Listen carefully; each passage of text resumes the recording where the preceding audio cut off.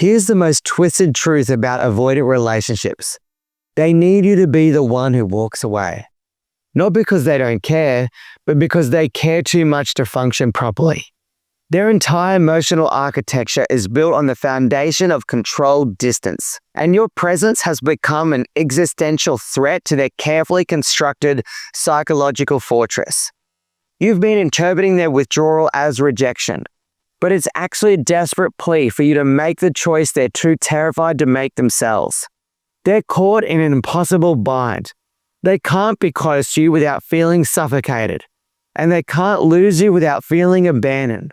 So they create conditions that make staying unbearable while secretly hoping you'll be strong enough to leave. The avoidant learned early that love equals loss. Every attachment in their formative years came with a price: conditional approval, emotional unavailability, or outright abandonment. They developed a survival strategy based on a simple equation: care less, hurt less. But you disrupted that equation. You made them care more than they ever intended to care. Now they're trapped in their own defense system. Every moment of closeness with you triggers their deepest programming. Connection leads to pain. But every moment of distance triggers their human need for belonging. They're living in a constant state of internal war, and the only resolution they can imagine is your departure. This is why they become increasingly impossible to be with. The sabotage isn't malicious, it's strategic.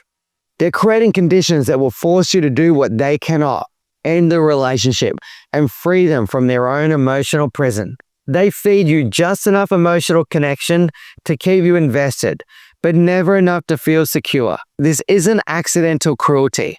It's their attempt to maintain a safe distance while keeping you close enough to meet their attachment needs. They're trying to keep you in emotional limbo because it's the only space where they can manage their terror of both intimacy and abandonment. But the breadcrumbs are sustainable. They know this. Deep down, they understand that this dynamic is slowly destroying you both. They watch you grow smaller, more desperate, more willing to accept scraps of affection, and they hate themselves for it. But they're more afraid of vulnerability than they are disgusted by their own behavior.